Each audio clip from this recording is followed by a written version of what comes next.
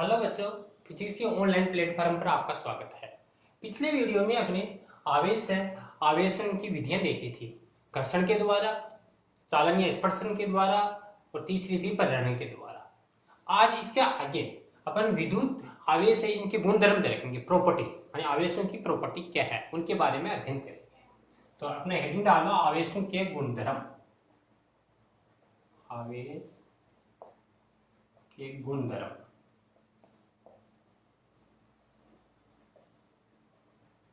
आवेश के गुणधर्म में सबसे पहली प्रॉपर्टी आती है अपने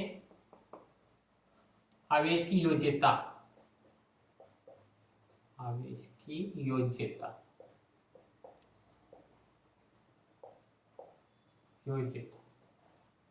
योज्यता का मतलब क्या है? मानी योग है। तो आवेश की योज्यता का मतलब यह है कि मानी कोई भी निकाय है, किसी निकाय में उपस्थित कुल आवेश उस निकाय में सभी आवेशों के बीजगणितीय योग के तुल्य होता है। अर्थात जैसे मान लो ये कोई एक निकाय, सपोज करो ये निकाय, तो इस निकाय का टोटल आवेश, टोटल चार्ज मान लो क्यू है, और इसमें जैसे ये पॉइंट है, यहाँ पर Q1 है, यहाँ पर Q2 आवेश है, यहाँ पर Q3 आवेश है, और डॉट डॉट डॉट, और यहाँ पर Qn आवेश है।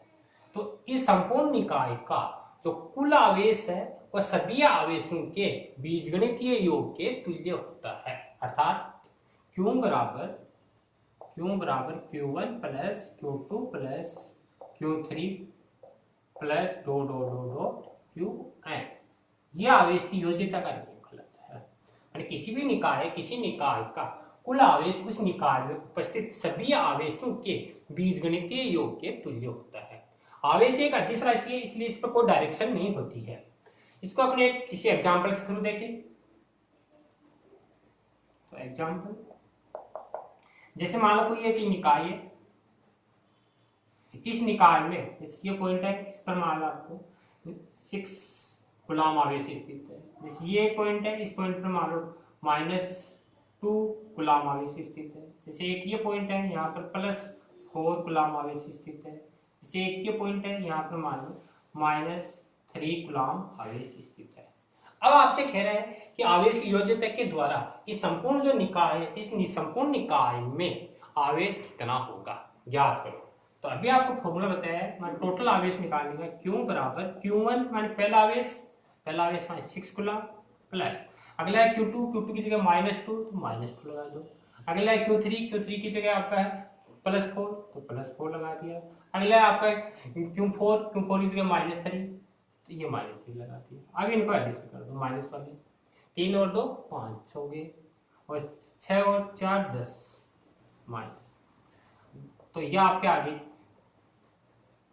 5 गुलाम आवेश।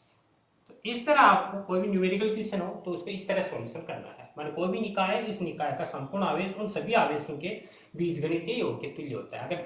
अगर धनावेशित है तो ऐड करना है, और ऋणावेशित है तो सब्ट्रैक्शन करना है। तो क्यों बराबर +5C, प्लस का मतलब है कि इसमें धनावेश उपस्थित है, और सी का मतलब ये गुलाम माने चार्ज। तो ये पहला आपका गुणधर्म था। सेकेंड प्रॉपर्टी आती है आवेशों की दूसरी,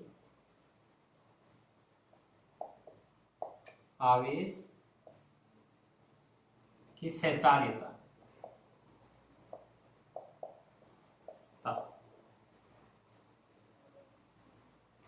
सहचार्यता, या इसको बाद में लेते हैं, पहले निश्चितता वाला ले लेते हैं। सेकंड पॉइंट, आवेश की निश्चितता।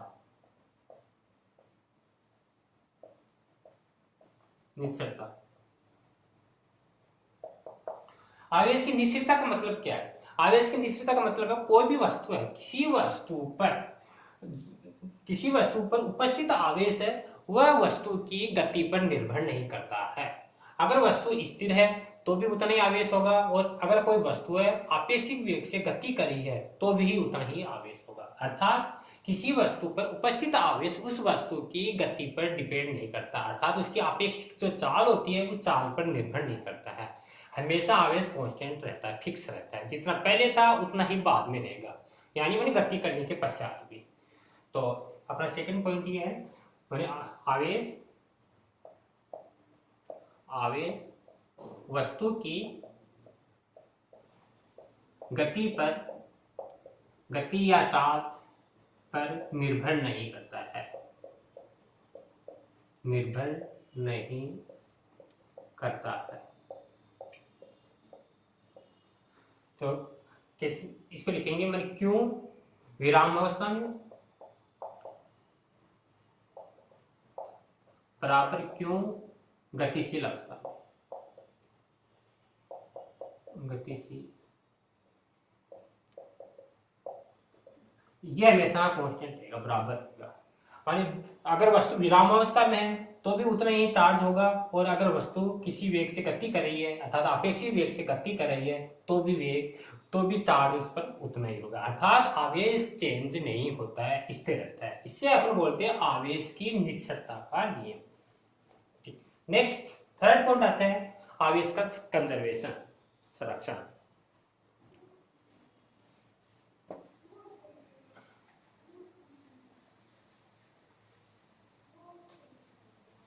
तो तीसरा पॉइंट आता है अपना आवेश का संरक्षण, आवेश का संरक्षण।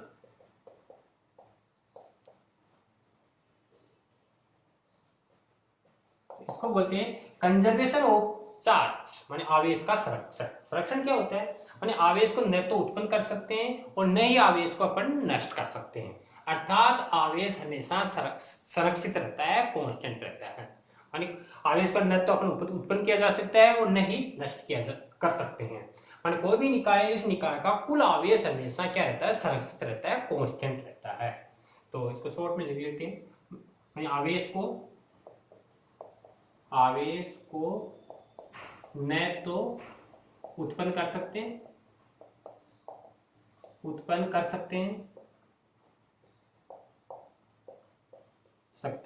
वह न ही नष्ट कर सकते हैं,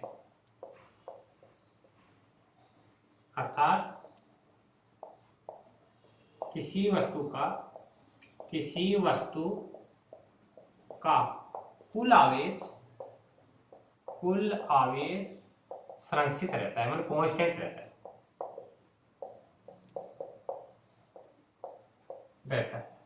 संरक्षित मतलब कांस्टेंट या नियत रहता है, मतलब चेंज नहीं होता है, हमेशा जितना पहले था उतना ही बाद में होता है। अर्थात एक वस्तु से दूसरी वस्तु पर ट्रांसफर तो हो जाता है, लेकिन इन दोनों वस्तुओं का अगर टोटल देखें तो जो स्टार्टिंग में था वही एंडिंग में रहता है, माने कांस्टेंट रहता है, चेंज नहीं होता है। क्यों बराबर कांस्टेंट, नियत रहता है। अब इसको अपन एक किसी एग्जांपल के थ्रू समझे तो आपने देखा था घर्षण की विधि में, यानी एक कांच की छड़ थी, जैसे सपोज करो ये कांच की छड़ है, ये रेशम का कपड़ा है। अब कांच की छड़ और रेशम का कपड़ा, जब इन दोनों को आपस में घर्षण नहीं कराया था, उस स्थिति में दोनों क्या थे, उदासीन अवस्था में थे। इन पर जितना इस पर चार्ज था उतना इस पर चार्ज था, जितना भी था वह प्रारंभ में दोनों उदासीन अवस्था में थे। अब जो ही इनको आपस में अपने घर्षण करवाया था, कांच की छड़ को रेशम के कपड़े से जब घर्षण किया था, तो कांच की छड़ के जो इलेक्ट्रॉन है वो आपके रेशम के कपड़े पर स्थानांतरित हो गए थे, अर्थात कांच की छड़ पर धनावेश और रेशम के कपड़े पर ऋणावेश उत्पन्न हो गया था। कांच की छड़ पर जितने इलेक्ट्रॉनों की कमी हुई वह रेशम के कपड़े पर स्थानांतरित हो गए थे, अर्थात इधर कमी हुई तो इधर इसमें क्या हो गया, अगले में वृद्धि हो गई, अर्थात इन दोनों का आवेश अब भी क्या है, कांस्टेंट है। जितना स्टार्टिंग में था इतना ही एंडिंग में है, चेंज नहीं होता है। एक वस्तु से दूसरी वस्तु पर ट्रांसफर हो गया, लेकिन इन दोनों का आपस में अभी भी कांस्टेंट है। इसको अपन किसी दूसरे एग्जांपल के थ्रू समझे तो देखो, जैसे ये है आपकी कोई अभिक्रिया है, नाइट्रोजन है प्लस हीलियम है। अब इससे अभिक्रिया करवाई, अभिक्रिया कराने पर ऑक्सीजन बन गया 8 और 16 प्लस, और एक हाइड्रोजन बन गया, बना है 16 2 18, 14 और 4 18, 7 और 2 9 और 8 1 9। तो अभिक्रिया दोनों तरफ के बैलेंस में। अब अपन ये देखेंगे कि कि जो रिएक्शन हो रही है अभिक्रिया, क्रिया से पहले और क्रिया के पश्चात जो आवेश है वो बराबर होना चाहिए। अगर आवेश बराबर है तो हमेशा क्या होगा, संरक्षण का नियम लागू होगा। तो क्रिया प्रारंभ होने से पहले होने से पहले पहले आवेश। अब इधर वाली जो रिएक्शन है ये क्रिया होने से पहले, ये क्रिया कारक है, ये इधर वाला आपका प्रोडक्ट है, उत्पाद है। तो आवेश देखो, ये आपको जो नीचे वाला ये परमाणु क्रमांक लगता है, या प्रोटॉन की संख्या है या इलेक्ट्रॉन की संख्या है, तो यह आपका परमाणु क्रमांक में 7, इसमें 7 ई इतना आवेश है। हीलियम पर आपका है 2 ई, तो टोटल कितना अपना आवेश आ गया 9 ई। ई है इलेक्ट्रॉन का आवेश, 9 नंबर है। अब क्रिया होने के पश्चात, क्रिया होने के पश्चात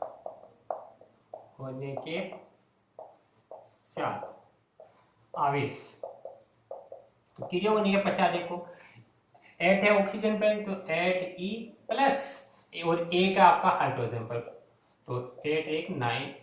तो अब इन दोनों को अपन देखें तो क्रिया होने से पहले आवेश और क्रिया होने के पश्चात आवेश, मान पहले भी था 9 ई और पश्चात भी क्या है 9 ई, अर्थात ये एक से दूसरे पर ट्रांसफर हो रहा है, लेकिन ये आपस में चेंज नहीं हो रहा, अर्थात संरक्षित है। तो यह आपका तीसरा प्रॉपर्टी थी आवेश का संरक्षण। चौथी प्रॉपर्टी थी आवेश का क्वांटीकरण।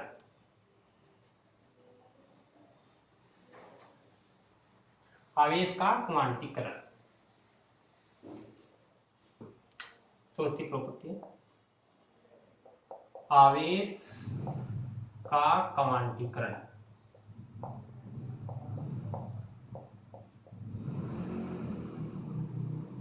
ये काफी मोस्ट भी है। तो आवेश का क्वांटीकरण का मतलब क्या है ये समझो।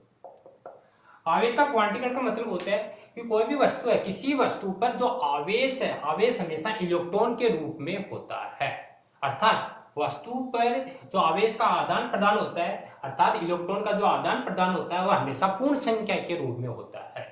अकेले इलेक्ट्रॉन का ऐसे नहीं होता डायरेक्ट, हमेशा ये पूर्ण संख्या है उसके मल्टीप्लाई के रूप में ये आदान प्रदान होता है एक वस्तु से दूसरी वस्तु पर, अर्थात किसी वस्तु पर आवेश है इलेक्ट्रॉन का पूर्ण गुणज होता है। इसी को अपन क्या बोलते हैं, आवेश का क्वांटीकरण। तो डेफिनेशन लिख लो, किसी वस्तु पर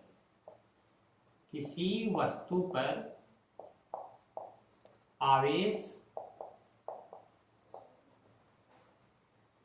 किसी वस्तु पर आवेश इलेक्ट्रॉन का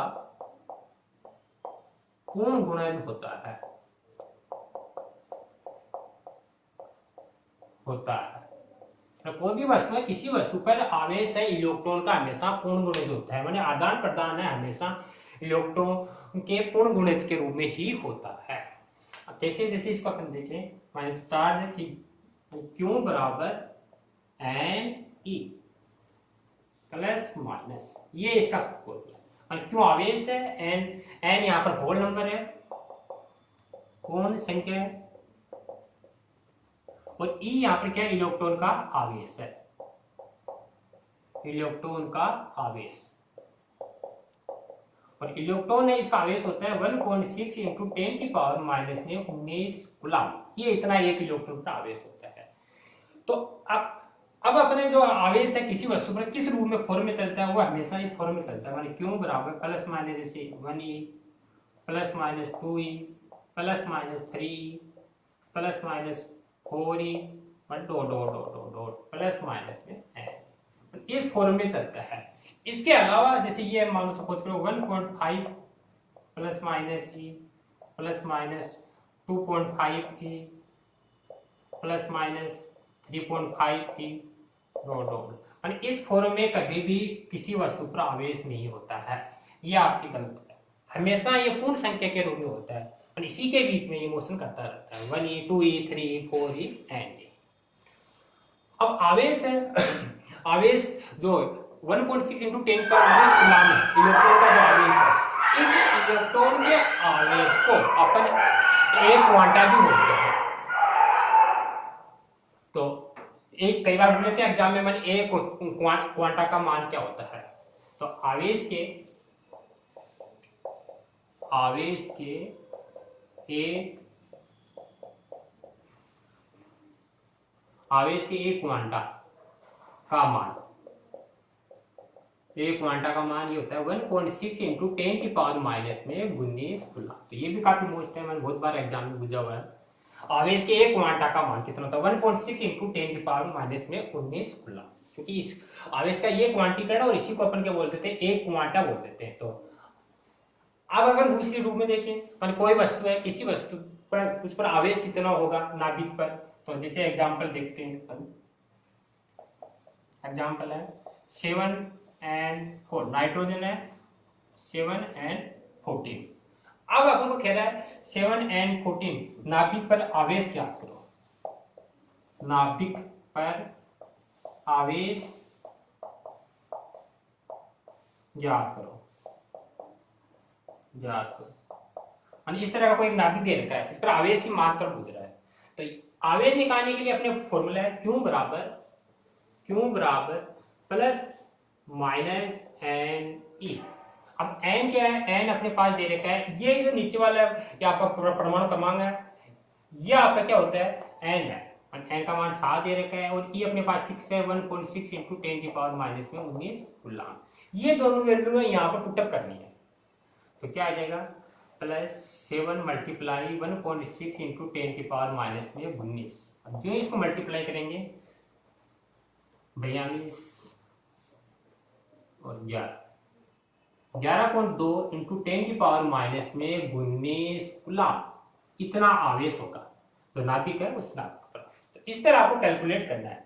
मानी से नीचे वाला देखना परमाणु क्रमांक है, ये क्या होता है एन का मान होता है, और ई यहाँ पर इलेक्ट्रॉन का आवेश है, और इलेक्ट्रॉन का आवेश से फिक्स है, इसे मल्टीप्लाई करना और इससे आपकी वैल्यू आ जाएगी। इसके पश्चात इस पर आधारित एक और न्यूमेरिकल देख